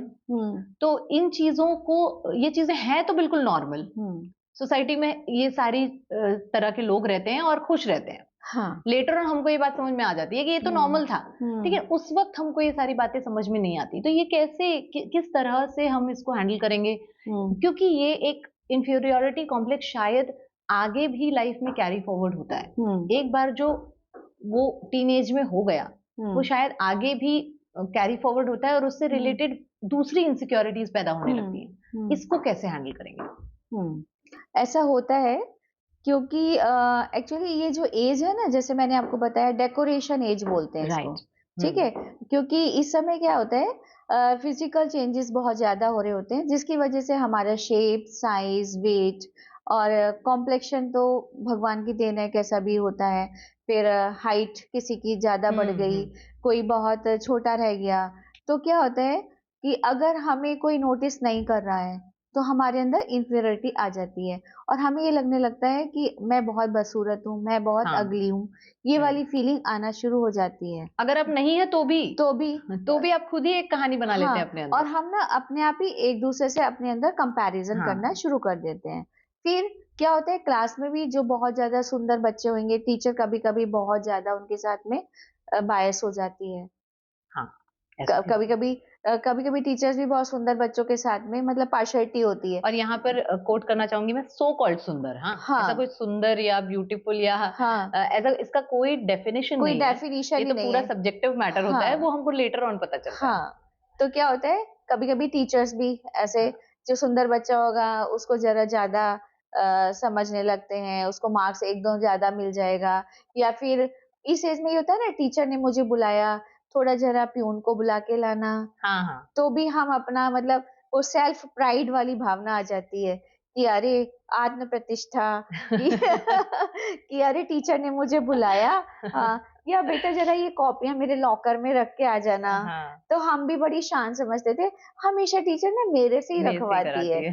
तो हम इसमें अपना, लेकिन जिन बच्चों से नहीं रखवाती है, कभी कभी ऐसा भी होता है ना, तो वो भी बच्चे अपने आप को इंफीरियर समझना शुरू कर देते हैं। लेकिन यहाँ पर बात हो रही है लुक्स की। तो हम्म। लुक्स वाइज क्या होता है, इस एज की ये विशेषता है कि हम ना अपने को एक दूसरे से कंपेयर करते हैं, और हम्म। कंपैरिजन की वजह से क्या होता है कि कभी-कभी हम अपना ही नुकसान कर लेते हैं। बहुत बार। बहुत बार, बहुत बार। कि हम डल होते चले जाते हैं, हम बोलेंगे नहीं, हम गाएँगे नहीं, हम क्लास में कोई आंसर नहीं देंगे, कि हम्म। मैं बोलूँगा तो मेरा मुँह कैसा लगेगा? हम्म। ऐसा भी होता है, मैं गाऊँगा तो मेरा मुँह कैसा लगेगा? और अब सोशल मीडिया के हाँ, जमाने में तो और भी और ज़्यादा। कि कैमरा फिर कैप्चर कर रहा है हमको, तो हम कैसे लग हम रहे हैं। कैसे लगेंगे? तो ये जो सेल्फ कॉन्शियसनेस होती है इस समय ना, self consciousness, self love, self awareness, hmm. ये कूट-कूट के भरी हुई है। तो मतलब अपने लिए बहुत ज़्यादा चिंतित रहते हैं। मैं कैसी लग रही हूँ? हाँ। मुझे हर कोई देख रहा है कि नहीं देख रहा है? मैं बार-बार शीशे में जाके अपने आप को देखती हूँ। लड़के भी देखते हैं, लड़कियाँ भी हम्म। देखती हैं कि अब मेरे पास ये वाले बाल नहीं सूट कर रहे, क्या मेरी ये ड्रेस अच्छी लग रही है? क्या हम्म। ये मेरी ड्रेस अच्छी नहीं लग, तो ये सब चीज़ें बच्चों में, मतलब हीन भावना ना लेकर आएँ, तो हमें एज़ अ पेरेंट्स बचपन से ही बच्चों में ये एक सीख देनी है कि ना कोई सुंदर होता है, ना कोई बदसूरत होता है। हम हम्म। जैसे हैं, हम अच्छे हैं। हमें अपने अंदर ऐसी प्रतिभाएँ लेके आनी है, हमें किसी न किसी चीज़ में ऐसे एक्सेल करना है अपने आप को, चाहे हम स्पोर्ट्स में करें, चाहे हम एकेडमिक्स में करें, चाहे हम को-करिकुलर में करें। मतलब हम अपने आप को ऐसी चीज़ों में डालें कि हमारे अंदर ये वाली बातें कभी घर ही ना करें कि सुंदर क्या होता है, बेसुंदर क्या होता है, हम्म। अगलीनेस क्या होती है, या ब्यूटीफुल क्या होता है। हर कोई ब्यूटीफुल है। अगर हम काम अच्छा कर रहे हैं, पढ़ाई अच्छा कर रहे हैं, जैसे इस एज की बात करूँ, हम्म। पढ़ाई हम अच्छी कर रहे हैं, हम फर्स्ट आ रहे हैं क्लास में या नहीं आ रहे हैं, बट मैं फ़ोकस्ड हूँ अपनी मतलब स्टडीज़ जो भी में। आपको पसंद है हाँ, उसमें आप अपनी ग्रोथ आप कर रहे हो। अपना स्टाइल बनाओ, हम्म। अपने अपनी एक लाइफ़ की एक फ़िलॉसफ़ी बनाओ, अपने एक आदर्श निश्चित करो कि मुझे ये करना है, मुझे ये नहीं करना है, बस आप सुंदर हो। मतलब बेसिकली आप मैम ये कहना चाह रहे हो कि हाँ। ब्यूटी जो है वो इतना इम्पोर्टेंट नहीं, इंडिविजुअलिटी इम्पोर्टेंट है, growth individuality, important yes, important है। इंडिविजुअलिटी इम्पोर्टेंट है कि आप क्या हो, आप कौन, कैसे इंसान हो। मतलब आप पहले हम्म। एक अच्छे ह्यूमन बीइंग बनो। आप अगर ह्यूमन बीइंग अच्छे हो, तो आपका चेहरा चाहे काला है, चाहे आपका चेहरा गोरा है, आपकी नाक चपटी है, आपकी आंखें छोटी हैं, आप कैसे भी हो, आप गट्टे हो, आप लंबे हो, कोई आपको कुछ नहीं देखेगा। हम्म। सिर्फ आपकी नॉलेज और आपकी जो भी प्रतिभाएं हैं, उसी को देखा जाएगा। राइट। मैम आप बताइए कि क्या जो लड़के होते हैं उनको भी ये जानकारी होनी चाहिए कि लड़कियों के अंदर क्या फिजिकल चेंजेस आ रहे हैं, जैसे हम्म। कि अगर लड़कियों को पीरियड्स आते हैं तो क्या हम्म। इसकी जानकारी लड़कों को भी होनी चाहिए कि पीरियड्स क्या होते हैं, हम्म। या किस वजह से होते हैं लड़कियों को, ताकि एक हम्म। सेंस ऑफ रिस्पेक्ट बना रहे। हम्म। और या तो जो इस एज में बच्चे हैं, टीनेजर्स हैं, क्या उनको हम्म। सेक्स एजुकेशन मिलनी चाहिए या कॉलेजेस में सेक्स एजुकेशन मिलनी चाहिए कि हम्म। उनको सही तरीके से पता हो कि ये सारी चीजें क्या होती हैं, हम्म। और इनका क्या एक्चुअली ये किस तरह से इम्प्लीमेंट होते हैं हम्म। आगे उनकी लाइफ में। जैसे आपने पूछा कि क्या बच्चों को भी, लड़कों को भी पीरियड्स के बारे में पता होना चाहिए, तो बिल्कुल पता होना चाहिए। क्योंकि जब हम क्लास में एज अ टीचर उनको बायोलॉजी में पढ़ा रहे होते हैं, रिप्रोडक्टिव सिस्टम, तो उसी समय उनका मेल और फीमेल दोनों के ऑर्गन्स के बारे में बताना चाहिए, राइट। और उनके क्या-क्या फंक्शंस हैं, उनके बारे में बताना चाहिए। तो उसी समय ऐसा कभी-कभी ऐसा भी होता है कि टीचर्स क्या करते हैं कि बॉयज़ को अलग पढ़ाते हैं और गर्ल्स को अलग पढ़ाते हैं। तो ऐसा बिल्कुल नहीं होना चाहिए। बल्कि दोनों को साथ में पढ़ाना चाहिए और साथ में बताना भी चाहिए कि बॉयज़ में कौन-कौन से चेंजेज़ हो रहे हैं और गर्ल्स में कौन-कौन से चेंजेज़ आ रहे हैं। मेंसेस होता है, पीरियड्स होते हुँ, हैं, हुँ, तो वो हुँ, बॉयज़ को पता होना चाहिए जिससे कि वो उनकी रिस्पेक्ट करें, हुँ, ठीक है? वो हाँ, बाज़ार से उनको खुद से ला कर के भी दे सकते हैं, हुँ, ठीक है? इस तरीके से उनको बोल्ड बनाना चाहिए, गर्ल्स को भी और बॉयज़ को भी। नहीं तो क्या होता है कि ब्लैक पॉलिथीन में डाल कर के हाँ, हाँ, हाँ, लेकर के आना पड़ता है। हाँ, तो ऐसा नहीं है कि भई ये कोई छुपाने वाली चीज़ छुपाने है, वाली चीज़। ठीक है? ये तो ये नेचुरल प्रोसेस है। हाँ, यही है कि अगर सिर्फ़ लड़कियाँ होती तो शायद वो ब्लैक पॉलिथीन में डालते भी नहीं, तो वो हाँ, किससे छुपा रहे हैं? वो किससे छुपा छुपा रहे तो हैं? वो लड़कों से ही रहे हैं, पर हाँ, क्यों छुपा रहे हैं? तो इसलिए वो छुपाना नहीं है, आप ये तो है प्रोसेस है, नेचुरल प्रोसेस है। नेचुरल प्रोसेस है, इसको छुपाना क्यों है? तो बॉयज़ और गर्ल्स दोनों को एक साथ इसकी एजुकेशन दी जानी देनी चाहिए। चाहिए। हर चीज़ के बारे में उनको बताना चाहिए, बेबी कैसे पैदा होता है, उसका जन्म कैसा होता है, क्योंकि बच्चे वो हमसे पूछते हैं, जब बच्चे हुँ, 12-13 साल के होते हैं, राइट। 11-12 साल के होते हैं, तो वो ये क्वेश्चन पूछना शुरू कर देते हैं या फिर वो टीवी पे कोई ऐसा सीन देखते हैं, हुँ, तो भी हुँ, हमसे कुछ पूछते हैं, तो उनको टालना नहीं चाहिए। बल्कि अगर वो बहुत छोटे हैं, तो उस तरीके से क्वेश्चन को थोड़ा छोटा करके उनके आंसर को छोटा करके हाँ, उनको बताना चाहिए, जितना वो जान सकें। उनके और ऐज अगर के हिसाब से। ऐज के हिसाब से और हुँ, अगर वो बड़े हैं, तो फिर उनको डिस्क्रिप्टिव वे में बताना चाहिए। कुछ हुँ। नहीं छुपाना है, जितना आप उनको बताओगे, उतना ही वो गलत राह पर जाने से रुक जाएँगे। क्यूरियोसिटी उनकी शांत हो जाएगी हाँ, और फिर वो गलत सोर्सेज़ से ये हाँ। इन्फॉर्मेशन नहीं लेंगे। क्योंकि वो अगर पेरेंट्स नहीं बताएँगे, बड़े भाई-बहन नहीं बताएँगे, तो वो किसके पास जाएँगे? फ्रेंड्स के पास जाएँगे, फ्रेंड्स उन्हीं के बराबर के हैं और वो जितना वो जानते हैं, उतना ही फ्रेंड्स भी हुँ, जानते हैं। तो उनको वो वैसी ही सलाह देंगे, हुँ, तो हुँ, गलत राह पर उनको लेके चले जाएँगे। इससे बेटर है कि आप उनको सही सलाह दो और जैसा आपने पूछा sex education, yes, it should be given in schools, in colleges also. Right, दोनों जगह में सेक्स एजुकेशन दी जानी चाहिए क्योंकि ये जो एज है एडोलसेंस जो है इस समय उनके जो ये सेक्स ऑर्गन्स है ये डेवलप हो रहे हैं हुँ, तो उनके अंदर जो सेंसिटिविटी है वो बढ़ जाती है राइट। तो इसकी वजह से क्या होता है कि वो कहीं गलत राह पे ना चले जाएं तो उनको एक सही राह पर हमें लेके जाना है और उनको सेक्स एजुकेशन देनी चाहिए और मैम ये गुड टच, बैड टच ये सारी ये चीज़ें भी तो इसमें ही आ गई ना? हाँ, गुड टच, बैड टच तो आजकल नर्सरी केजी से ही दे दिया जाता है, उनको बता दिया जाता है, हुँ, बैड टच क्या होता है, गुड टच क्या होता है। बल्कि आजकल तो मतलब बहुत सारे प्रोजेक्टर पे बच्चों को दिखाया जाता है हुँ, कि बैड टच क्या है, गुड टच क्या है। यूट्यूब पे भी बहुत सारा दिखाते हैं, तो हुँ, ये तो नर्सरी केजी से ही आजकल शुरू हो चुका है। तो वो तो राइट। आजकल पता ही है बच्चों को। वो हमारा समय था कि हम लोग को नहीं पता हुँ, होता था हाँ, और कि इस बारे में कोई बात ही नहीं करता कोई था। बात ही नहीं करता था। किसी का अगर हाथ भी लग गया, तो भी हमें ऐसा डर लग जाता था कि अरे! हमारे ऐसा गलत जगह में हाथ लग गया। हुँ, हुँ, हुँ, मतलब बाई चांस ही लग गया, तो भी हम ऐसे शर्मा जाते थे। तो हुँ, ये बैड टच शुरू से है, लेकिन क्या होता है, हमें शिक्षा इस टाइप की नहीं दी जाती थी। हम लोग पेरेंट्स भी शर्माते थे और हम लोग भी शर्माते थे। हुँ, पर अभी टाइम अलग है। अभी राइट। सभी बोल्ड हैं, पेरेंट्स भी और बच्चे भी। हुँ, तो उनको ये सब बताना चाहिए। राइट। तो ये इसलिए भी बताना चाहिए ताकि किसी तरह के क्राइम्स भी ना हो क्राइम्स ना हो। और बच्चे को हमेशा ये पता होना चाहिए कि अगर मेरे साथ कुछ हुआ हुँ, तो मेरे पेरेंट्स हमेशा मेरे मेरे साथ साथ है। हैं। हमेशा बच्चों की हुँ, सुननी है, हुँ, किसी और पे भी भरोसा हुँ, करने से पहले अपने बच्चे की सुननी हुँ। है। मतलब पेरेंट्स को बच्चों को ये भरोसा दिलाना है कि आप किसी भी स्थिति में हो, हुँ, अच्छी है या बुरी है, हम हमेशा आपके साथ में हैं। हुँ, हम हमेशा आपको सपोर्ट करेंगे। राइट। तो बुरी से बच्चा बुरी। हाँ, बच्चा गलत राह पे नहीं जाएगा और कोई बात आपसे छुपाएगा भी नहीं। राइट। मैम जब हम 11th स्टैंडर्ड में होते हैं, 12th में होते हैं या फिर हम हुँ, कॉलेज में एंटर करते हैं, तो हमारा जो पीयर ग्रुप होता है या हमारे जो सीनियर्स होते हैं, वो हमें सिगरेट की तरफ, अल्कोहल की तरफ प्रेरित करते हैं। अक्सर ऐसा हुँ, होता है। हुँ, और वो हमें ये दिखाने की कोशिश भी करते हैं कि ये कितना कूल है, हुँ, कि अगर आप बहुत कूल होना चाहते हैं, पॉपुलर बनना चाहते हैं, हुँ, तो फिर आप ये चीज़ें करिए। हुँ, क्योंकि ये चीज़ों से अच्छी एक इमेज आती है और बैड बॉय और बैड गर्ल की इमेज को भी वो बड़ा पॉजिटिव करके हुँ, दिखाते हैं हुँ, कि if you are a bad boy, if you are a bad girl तो मतलब यू आर कूल। सो इन चीजों से के बारे में हमें पता भी होता है, हमारे पेरेंट्स ने हमें कुछ कई सालों तक हमें बताया होता है कि ये गलत है, फिर भी हम इनकी तरफ अट्रैक्ट होते हैं। तो हम उस वक्त ये सही गलत का ज्ञान कैसे भूल जाते हैं, और हम उस वक्त क्या करें, उनको कैसे बताएं कि this is not cool. Actually क्या होता है कि ये जो एज है इसमें पीयर प्रेशर बहुत ज़्यादा होता है, पीयर इन्फ्लुएंस बहुत ज़्यादा होता है, और हमें अपने पेरेंट्स से ज़्यादा हमें जो हमारे ग्रुप के वैल्यूज़ होते हैं, बिलीफ्स होते हैं, हम उनको ज़्यादा मान्यता देते हैं बनस्पत इसके कि हम पेरेंट्स की बात को मानें। तो इस समय क्या होता है, ग्रुप लॉयल्टी कूट-कूट के भरी होती है।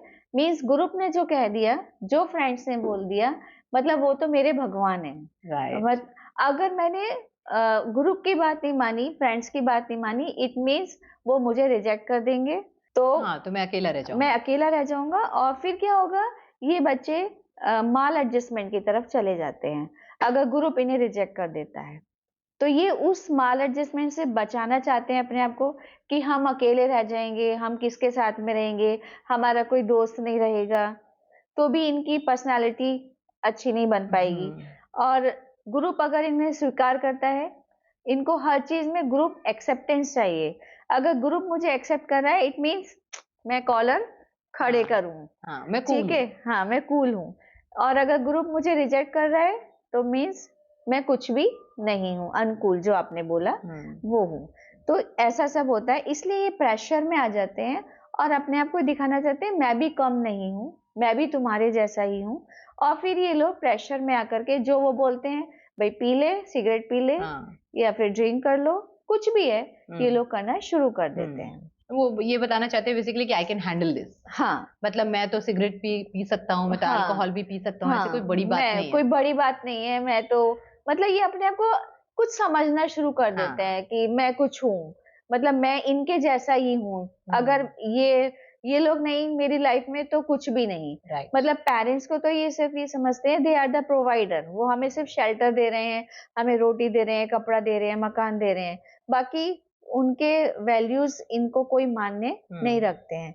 ये सारी की सारी बातें अपने पीयर ग्रुप की ही मानते हैं। तो तो मतलब पीयर पीयर ग्रुप पे प्रेशर, जो चल रहा है वो हाँ, ट्रेंड में है। हाँ, वो ट्रेंड में है, वो ये उन्हीं को ही ज़्यादा मानते हैं। तो ट्रेंडिंग है। इसकी वजह से ये लोग स्मोक करना शुरू कर देते हैं।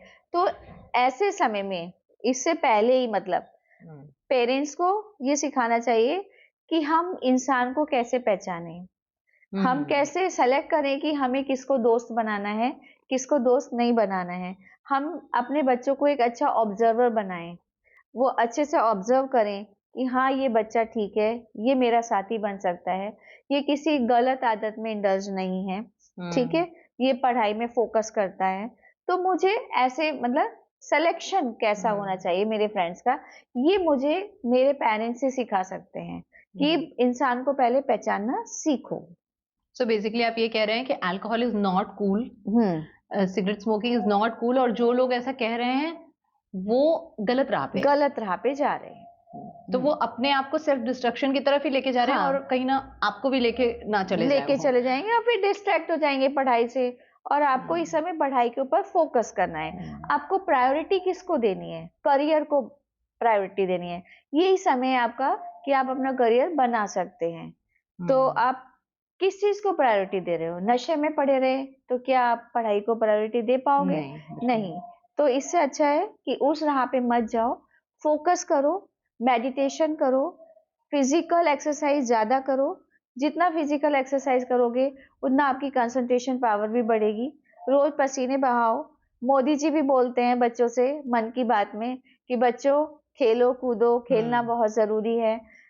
एंजॉय करो, जो भी आप काम कर रहे हो उसमें आपको एंजॉय करना चाहिए। जैसे आप पढ़ रहे हो तो आपको एक एंजॉय मिलना चाहिए कि हाँ अभी तो मुझे ये जानना है, ये कैसे होता है, ये तारा कैसे टूटता है, ये कैसे चंद्रमा कब चमकता है, क्यों चमकता है। मतलब इसमें एंजॉय करोगे तभी आप इसमें ज्यादा से ज्यादा डिस्कवर कर सकते हो। तो जितना आप फोकस करोगे उतना आप अच्छा पढ़ सकते हो और अपना करियर बना सकते हो। तो इस तरीके से बुक रीडिंग करो, स्पोर्ट्स में जाओ, कोई ना कोई स्पोर्ट्स आप चुन लो अपने लिए, कौन सा आपको पसंद है। वॉलीबॉल पसंद है, बास्केटबॉल पसंद है, खो खो पसंद है, जो भी आपको पसंद है आप उसमें जाइए, तो इससे आपकी कंसंट्रेशन पावर बढ़ जाती है। और जिस चीज़ में आपको मज़ा आता है, अरे म्यूज़िक मेरी तो जान है, मैं गाना गाता हूँ तो मुझे पता ही नहीं लगता मैं कहाँ हूँ, या मैं डांस करती हूँ तो मुझे पता ही नहीं लगता मैं कहाँ हूँ। तो ये बहुत ज़रूरी है। अगर आपने ये चूज़ कर लिया अपनी अच्छी सी hobby, it means this is meditation. आपका मेडिटेशन हो गया, आपकी हाँ, मतलब ये कंसंट्रेशन। ज़रूरी नहीं है कि आँख बंद करके, और वो वाला हाँ, मेडिटेशन नहीं नहीं, है। आपका कंसंट्रेशन पावर इससे बढ़ रही है, क्योंकि आपको पता ही नहीं दुनिया में हुँ, क्या हो रहा है। मीन्स मैं तो डांस कर रही हूँ, मैं तो बुक पढ़ रही हूँ, मैं तो हुँ, खेल रही हूँ, उसमें मैं एन्जॉय कर रही हूँ। तो राइट। जिस दिन आप इसमें एन्जॉय करने लगोगे, नेचुरली आप पढ़ाई में भी एन्जॉय करने लगोगे। और एक ये है कि अपनी पसंद के सब्जेक्ट्स चुनो, अपनी हुँ, पसंद के, चाहे आप कॉमर्स लीजिए, चाहे आप साइंस स्ट्रीम में जाइए, चाहे आप आर्ट्स में जाइए, सबकी इम्पोर्टेंस बराबर है। सिर्फ आपको मेहनत करनी है और आगे उसमें ही आप अपना करियर बना सकते हो। अगर आप आर्ट्स वाले हो, उसमें भी बहुत अच्छे-अच्छे करियर हैं। आप फिज़िक्स, केमिस्ट्री, बायो वाले हो, उसमें भी अच्छे करियर हैं। कोई ऐसी स्ट्रीम नहीं है जिसमें करियर नहीं है, तो ये बात मन से निकाल दो, मुझे साइंस ही लेनी है, मुझे आर्ट्स ही लेनी है, या मुझे कॉमर्स ही लेनी है। जो अच्छा लगे, वो आपको चूज़ करना चाहिए। सो बेसिकली जो मैम बोल रहे हैं, इससे मुझे एक बात याद आई, हुँ। काइट मेकर की कहानी याद आई कि हुँ। काइट मेकर इतना रम गया काइट बनाने में कि उसके सामने से एक बारात निकल गई और उसे पता भी नहीं पता चला। भी नहीं चला। तो शायद जब हम अपने हॉबीज के ऊपर काम करते हैं और अपने ग्रोथ के ऊपर काम करते हैं, हुँ। तो पता ही नहीं चलता कि बाकी दुनिया में क्या चल क्या रहा हो है। रहा एंड है? That is meditation, as she said, and I truly believe in हुँ। इट। मैं एक और बात ऐड करूंगी हुँ। डेफिनेटली, कि जहाँ पे हम बात कर रहे थे सिगरेट की और अल्कोहल की, हुँ, और हुँ, मैम ने कहा कि अपनी ग्रोथ के लिए आप दूसरी चीजें करिए, रीडिंग करिए हुँ, और फोकस बढ़ाइए। और हुँ, अगर आप एक चीज में एंगेज रहते हैं तो दूसरी चीज पे आपका ध्यान नहीं जाता हुँ, ऑब्वियसली, क्योंकि हमारा ध्यान तो एक ही साइड हुँ, जा सकता है। हुँ, वो तो हुँ। बाय डिफॉल्ट वैसा ही है। हाँ। So basically what we want to say children is, alcohol is not cool. Hmm, being a bad boy और अ बैड गर्ल, या हुँ, फिर प्रिटेंड करना, हुँ, अंदर से तो आप सॉफ्ट हो। हुँ। अंदर से तो बाहर आप से आप सॉफ्ट हो। दिखा रहे हो। हाँ, बाहर से आप दिखा रहे हो कि हम, अरे हम तो बहुत स्ट्रांग हैं और हम हाँ, बहुत हमको फ़र्क नहीं पड़ता है। हाँ। बट एक किसी ने कुछ कह दिया, फिर आपका रोना गाना भी चालू हो हाँ। जाता है और फिर आप जो है चीज़ें हैंडल भी नहीं कर पाते। हुँ। तो शायद वो स्टेट इसलिए भी है क्योंकि आपने कभी अपनी ग्रोथ पे ध्यान ही नहीं दिया। ध्यान नहीं दिया। आपने अपनी मैच्योरिटी हुँ। लेवल को बढ़ाया नहीं, क्योंकि अगर आप मैच्योर होते, तो आप इस तरफ जाते ही नहीं। जाते ही नहीं। है ना? बिल्कुल। तो इतने सालों तक आपके टीचर्स ने और आपके पेरेंट्स ने अगर आपको बताया है कि गलत राह मत चुनिए, तो हुँ, कहीं न कहीं वो मैच्योरिटी आपके अंदर हुँ, है, बट हुँ। आप उसको जानबूझ के आप उसको, प्रेशर में आकर के हाँ, आप कर प्रेशर रहे में हो। आके आप उसको खत्म कर रहे हो। क्यों? क्योंकि आपको कूल दिखना है, hmm, which is not cool as hmm, per our ideologies, या हुँ, फिर सोसाइटी में आप आगे बढ़ेंगे, थोड़े बड़े होंगे तो आपको लगेगा ये क्या हरकतें करता था मैं, या हुँ, करती थी मैं। या सो तो आप सुधर ही जाओगे, या फिर आप गलत राह पे हाँ, जो चले एक जाओगे। बार आप गलत राह पे चले गए तो हुँ, चीज़ें ऐड ऑन होने लगती हैं। हुँ, फिर सुधरने के चांसेस तो आपको पता ही है कि सोसाइटी इतनी आसानी से तो नहीं देती। हुँ। बट हाँ, किसी भी वक़्त सुधरा जा सकता है ऑब्वियसली। बिल्कुल, आपकी इच्छा होनी चाहिए, आपकी विल पावर स्ट्रॉन्ग होनी चाहिए। राइट। हुँ। सो बेसिकली इसका जो नेक्स्ट हमारा सवाल था वो भी इसी से रिलेटेड है, जिससे थोड़ा बहुत तो मैम ने ऑलरेडी डिस्कशन कर ही दिया है कि ये जो वक़्त है, वो है अपना करियर बनाने का। हुँ, ये वक़्त है अपने ऊपर फ़ोकस करने का, हुँ, और ये वक़्त बहुत ही कीमती है। हुँ, तो और सारे के सारे डिस्ट्रैक्शन भी इसी वक़्त पे हैं। हुँ, हुँ, सोशल मीडिया भी हमें अभी हुँ, परेशान कर रहा है।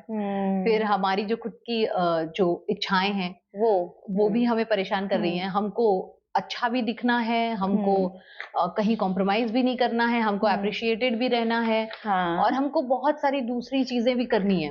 हमको हर हुँ, जगह एक्सेल करना है। हुँ, लेकिन कभी-कभी हम किसी भी चीज़ में एक्सेल नहीं कर पाते because of distractions. Hmm, so in distraction से हम किस तरह से बच सकते हैं? हुँ, ये नेक्स्ट सवाल है। हुँ। ये हम जानने की कोशिश करेंगे। एक्चुअली डिस्ट्रैक्शंस कब होते हैं? जब हम अपने गोल डिसाइड नहीं करते हैं। ओके। तो सबसे पहले तो मुझे मेरे गोल डिसाइड कर लेने चाहिए कि मुझे क्या करना है, और अपने गोल को आप लिख लो। लिख हुँ, करके जहाँ पढ़ते हो, आप वहाँ पर लगा लो। तो आप जाते-आते या फिर ऐसी जगह में घर में लगा दो कि जहाँ पर आते जाते आप उसको पढ़ सको, या फिर जहाँ आपकी स्टडी टेबल रखी हुई है वहां पर आपके गोल्स लिखे होने चाहिए कि मुझे क्या करना है। ठीक है, एक तो ये है। दूसरी चीज, एक आप अपनी एक डायरी बना लो। आप डेली का उस पे अपना टास्क लिखो, आज मुझे ये करना है।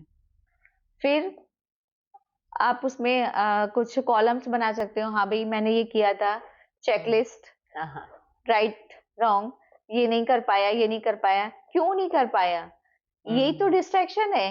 क्यों नहीं कर पाया, मैं उस समय क्या कर रहा था, शायद मैंने 2 घंटा सोशल मीडिया पे लगा दिए। कोई, जैसे गर्ल्स में बहुत ज्यादा है, कोई अपनी फोटो जो पोस्ट किया, कितने लाइक्स मिले, हाँ इस फ्रेंड ने तो कुछ भी नहीं लिखा, डिप्रेस हो जाते हैं। तो डिस्ट्रैक्ट हो रहे हैं ना, हम पढ़ाई से डिस्ट्रैक्ट हो रहे हैं। तो ये सोशल मीडिया पे मत जाओ, ठीक है। सोशल मीडिया जो है ना वो बर्बाद कर देने वाला है। ज्यादा, बहुत आपको मन करता है थोड़े मैसेज देखें, 10 से 15 मिनट आप जा सकते हो। तो सोशल मीडिया, इंस्टा या फिर जो आप फेसबुक देखते हो, तो 10-15 मिनट देखो। तो ये जितनी भी डिस्ट्रैक्शन वाली चीजें हैं, इनसे आप अपने आप को दूर रखो। या फिर आप ऐसी वेबसाइट चेक कर रहे हो जो आपके लिए नहीं है, जो रेस्ट्रिक्टेड है, तो आप उन साइट पे मत जाओ, वो आपको डिस्ट्रैक्ट करेंगी। जब आप पढ़ रहे हो, आपका पढ़ाई में मन ही नहीं लगेगा, आप तो डिस्ट्रैक्ट हो जाओगे। क्योंकि आप एक नया इन्फॉर्मेशन एक्सेस कर हाँ, लिया है ना हाँ, तो आप ना ब्रेन में। नई नई चीजें सीखो। इससे अच्छा है आप न्यू लर्निंग्स की तरफ जाओ, जो आपको मतलब एंजॉय भी कराए, चाहे वो स्पोर्ट्स है, चाहे वो म्यूजिक है, चाहे वो डांस है, या फिर कोई भी और भी आजकल जैसे वो कैलीग्राफी इस टाइप का चल रहा है। बहुत सारी ड्राइंग के भी बहुत सारे टाइप्स हैं, तो आप किसी भी टाइप को चुनो। जैसे लिपन आर्ट चल रहा है, जो भी मतलब, या फिर क्राफ्ट है, बहुत अच्छी-अच्छी नई-नई चीज़ें सिखाई जाती हैं। या फिर जैसे कि अभी तो आजकल कंप्यूटर से रिलेटेड बहुत सारे न्यू-न्यू फ़ील्ड्स हैं, आप उसमें एक्सप्लोर कर सकते हो, क्योंकि वो आपके आगे भी काम आने वाली हैं चीज़ें। जैसे आर्टिफ़िशियल इंटेलिजेंस है या कोडिंग है, तो इन सब की तरफ भी आप जा सकते हो। मतलब नई-नई चीज़ें ढूँढो और उनको आप सीखो। बल्कि जो चीज़ें आपको डिस्ट्रैक्ट कर रही हैं, उनसे आप अपने आप को दूर रखो। ऐसे फ्रेंड्स हैं जो आपको बार-बार कॉल कर रहे हैं, तो उनको एंटरटेन मत करो। आप अपना एक टाइम डिसाइड करो कि मुझे ये टाइम पे ये काम करना है। अपना, जैसे मैंने पहले भी बताया, टाइम टेबल बनाओ और उस टाइम टेबल के अकॉर्डिंगली काम करो, क्योंकि प्लानिंग बहुत ज़रूरी है। जब प्लानिंग अच्छी होती है तभी एग्ज़ीक्यूशन भी अच्छा होता है। तो प्लानिंग से काम करो, लिखो, जैसे डायरी में मैंने बताया। फिर एक अपनी डाउट डायरी बनाओ। क्योंकि 11th-12th में ये मस्ट है, डाउट डायरी बनाना। मतलब आप नीट की तैयारी कर रहे हो या आप इंजीनियरिंग के लिए जा रहे हो, या आप आईएएस पीसीएस बनोगे, कुछ भी आप करने वाले हो, तो आपकी अलग अलग प्रिपरेशंस होती हैं, या स्कूल से रिलेटेड वर्क होता है, तो वो डाउट डायरी रहनी ही चाहिए। जैसे आज टीचर ने मैथ्स का कोई चैप्टर पढ़ाया, ठीक है, अब आप शाम को थोड़ा सा तो देखो, मैथ्स, फिजिक्स, केमिस्ट्री, जो आपको सब्जेक्ट टफ लगते हैं, आप उनको देखो, मुझे कितना समझ में आया, कितना मुझे समझ में नहीं आया, कहाँ मेरा डाउट रह गया, तो मुझे कल टीचर से ही जाके पूछना है। और डाउट डायरी पे लिख लो, डाउट डायरी, तो वो रोज आपकी आंखों के सामने आएगी। ठीक है, तो नेक्स्ट डे जाके वो डाउट आपका क्लियर हो जाना चाहिए। तीसरी चीज, सेल्फ मोटिवेशन। सेल्फ मोटिवेशन बहुत जरूरी है। हर कोई तो मोटिवेट करता है, पेरेंट्स भी करते हैं, एल्डर्स भी करते हैं, टीचर्स भी करते हैं, पढ़ो पढ़ो, पढ़ोगे तो महान बनोगे, ये बनोगे, करियर बनाओ, लेकिन फोर्सफुली आप कुछ नहीं कर सकते। ये फोर्स एक्सटर्नल नहीं होनी चाहिए, ये आपकी अंदर से आनी चाहिए ये फोर्स। तो सेल्फ मोटिवेशन बहुत जरूरी है। आपको खुद पता होना चाहिए कि मुझे क्या करना है, मुझे क्या बनना है, क्या मुझे स्कोर करना है, तो आप डिस्ट्रैक्ट होगे ही नहीं। Right, so basically what we meant to say is alcohol, cigarette या कोई भी दूसरी जो चीजें हैं, जैसे कि a lot of social media is good, but a lot of social media या बहुत ज्यादा मोबाइल फोन करना, यूज करना, ये सारी चीजें कूल नहीं है। क्या कूल है? Is a good diet, sports में अपने टाइम को इन्वेस्ट करना, अपने गोल्स पे फोकस करना, पढ़ाई में ध्यान देना, अपने दोस्तों के साथ लॉयल्टी रखना, लेकिन ये ध्यान देना कि वो भी आपके साथ लॉयल हो। अगर लॉयल वो आपको गलत तरीके से गलत जगह ड्रैग कर रहे हैं, मतलब लॉयल्टी उनकी बिल्कुल लॉयल्टी भी नहीं नहीं है। है। सो लास्ट में जाते जाते, क्योंकि बहुत मजा आया आज और बहुत सारी बातें जानने मिली, और मैंने जैसे आपको शुरुआत में ही कहा था कि मुझे पूछनी है ये सारी बातें।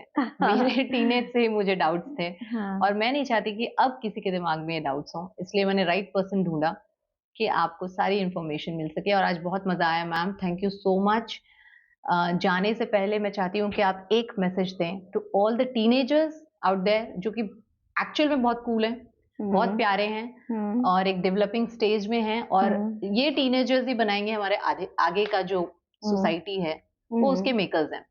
सो उनके लिए एक मैसेज, हमारे पेरेंट्स के लिए, टीचर्स के लिए, या फिर सोसाइटी एज अ होल, उन सब के लिए एक आप मैसेज दीजिए ताकि हम सबको समझ में आए, वाइंड अप हो जाए और सबको समझ में आए कि व्हाट इज करेक्ट। तो आज के जो किशोर हैं, जो एडोलसेंट्स हैं, जो बच्चे हैं, टीनेजर्स हैं, उनसे मैं ये कहना चाहूँगी कि बच्चों, सबसे पहले अपने आप को पहचानना सीखो, अपनी एबिलिटीज़ को पहचानो, अपने इंटरेस्ट को पहचानो, अपनी कैपेसिटीज़, अपनी पर्सनैलिटी, अपना एटीट्यूड, अपना एप्टीट्यूड। तब आप एक अच्छे ट्रैक पर जा सकते हो। अपनी पसंद का आप कोई भी सब्जेक्ट, कोई भी स्ट्रीम आप चुन सकते हो और एक अच्छी लाइन पकड़ के अपने जीवन को सफल बना सकते हो। नेक्स्ट मैं ये कहना चाहूँगी बच्चों, असफलताओं से कभी घबराना मत, क्योंकि जितनी बार आप असफल होगे, उतनी बार आप अच्छा करोगे। एक बार आप फेल हुए, आपने अपने आप को एनालाइज़ किया, मैं कहाँ पर वीक पड़ा, आपने उस पर वर्कआउट किया, देख लिया, पहचान लिया। दूसरी बार जब आप फेल होगे, तो बेटर फेल होगे, मतलब जो पहले मार्क्स आए थे, उससे ज़्यादा आएँगे। तीसरी बार उससे ज़्यादा मार्क्स लेके आओगे, चौथी बार आप सक्सेस हो ही जाओगे। तो असफलताओं से कभी भी घबराना मत। ज़िंदगी में कुछ भी अच्छा हो जाए, कुछ भी बुरा हो जाए, पेरेंट्स को ज़रूर बताओ, क्योंकि वो ही आपके सबसे बड़े शुभचिंतक हैं, जो आपको हमेशा सपोर्ट करेंगे। आप उनके लिए बहुत ज़्यादा इम्पोर्टेंट हो। और अपनी हैबिट्स अच्छी बनाओ, अपने लिए एक टाइम टेबल बनाओ, अपनी प्रायोरिटीज़ को लिखो, मुझे पहले क्या काम करना है, अपनी एक डायरी मेंटेन करो।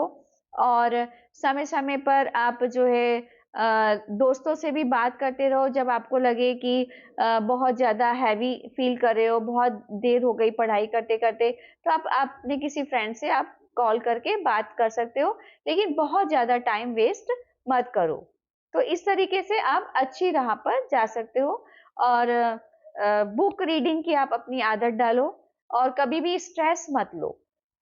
कभी अगर आपको ऐसा लगता है कि मुझे स्ट्रेस हो रहा है, मुझे वॉमिटिंग फील हो रही है, मुझे हैवीनेस लग रही है, तो आप जो बात आपके मन में घर कर रही है, उसको शेयर कर दो। और एक्सरसाइज करो, मेडिटेशन करो, अपनी पसंद का कोई काम करो, अपनी पसंद का गाना सुनो और डांस कर सकते हो और पेरेंट्स के साथ में शेयर कर सकते हो। इस तरीके से आप अपने स्ट्रेस को मैनेज कर सकते हो। तो स्ट्रेस कभी भी मत होने दो। पेरेंट्स से मैं ये कहना चाहूँगी, आप लोग अपने बच्चों को अपनी कल्चर के बारे में बताएँ, अपने जो सोशल नॉर्म्स हैं उनके बारे में बताएँ, सोशल वैल्यूज़ के बारे में बताएँ, सोशल रिस्पॉन्सिबिलिटीज़ के बारे में बताएँ। बच्चे को क्या अच्छा है, क्या बुरा है, ये उनको पता होना चाहिए। जीवन में बहुत सारी कठिनाइयाँ आएँगी, उनको वो फेस करना सीखें। हमेशा ही तो हमें मतलब रोज़ेज़ नहीं मिलेंगे, जैसे बोलते हैं ना कि भई हमेशा हम गुलाब से भरे गद्दों पे सोएँगे, ऐसा तो कभी नहीं हो सकता। तो बच्चों को जो हकीकत है, जो यथार्थता है, उससे आप हमेशा अवगत कराओ। उनको हमेशा काल्पनिक जीवन में मत रहने दो कि तुम्हारे लिए सब अच्छा ही अच्छा होगा, तू तो सब अच्छा करेगा या तू सब अच्छा करेगी, मतलब तुम्हारी बहुत अच्छी जगह शादी हो जाएगी। कुछ भी मतलब इस तरीके के उन्हें सपने मत दिखाओ। बोलो कि जीवन उतार और चढ़ाव से भरा हुआ है, तो इसलिए हर चीज़ को फेस करना हमें आना चाहिए। उनको इतना स्ट्रॉन्ग बनाओ, ज़्यादा से ज़्यादा उनको स्ट्रॉन्ग बनाओ और एक उनके ऊपर विश्वास करो। उनके ऊपर जितना आप विश्वास करोगे, उतना आपके बच्चे अच्छी राह पे जाएँगे और आपको अपनी हर बात शेयर करेंगे। ऐसे ही सोसाइटी को भी जैसे सोसाइटी में हम रहते हैं, वहाँ कोई ना कोई फंक्शंस होते रहने चाहिए, तो उससे क्या होता है, सोशल गैदरिंग्स होती हैं, तो बच्चा जो है वो एक दूसरे को कोऑपरेट करना सीख जाता है, उनको टीम वर्क दे दो कि भाई तुम्हारी ये टीम को ये काम करना है, तुम्हारी टीम को ये डांस करना है, तुम्हारी टीम को ये होली फेस्टिवल आ रहा है, तो होली पर तुम लोग को ये कलेक्शन करना है, आग जलानी है या क्या करना है, जो-जो भी आप करते हो, तो उनको डिवाइड कर देना चाहिए। इससे वो एक-दूसरे से कोऑपरेट करना सीखते हैं, फिर अपने कल्चर के बारे में जानते हैं और रेस्पेक्ट करना उनको ज़्यादा से ज़्यादा सिखाओ, जिससे कि वो सबकी रेस्पेक्ट करें। अगर वो रेस्पेक्ट करेंगे तो उनको भी रेस्पेक्ट मिलेगी और अगर वो रेस्पेक्ट नहीं करेंगे तो उनको भी रेस्पेक्ट नहीं मिलेगी। तो यूँ तो बहुत सारी बातें हैं करने के लिए, हम लोग नेक्स्ट वीडियो में करेंगे क्योंकि टॉपिक ऐसा है कि इस पे हम जितना बोलें उतना कम होगा, बट टाइम हमें जो है वो इजाज़त नहीं दे रहा है। So thank you so much. Right, so thank you ma'am. Last में यही बोलना है कि fail again and fail better, this is what ma'am wanted to say. और आज मैम से बात करके बहुत ही मजा आया। अगर आपको ये वीडियो पसंद आया, प्लीज इसे लाइक कीजिए, शेयर कीजिए, चैनल को सब्सक्राइब कीजिए। तब तक के लिए keep learning and keep growing. Thank you.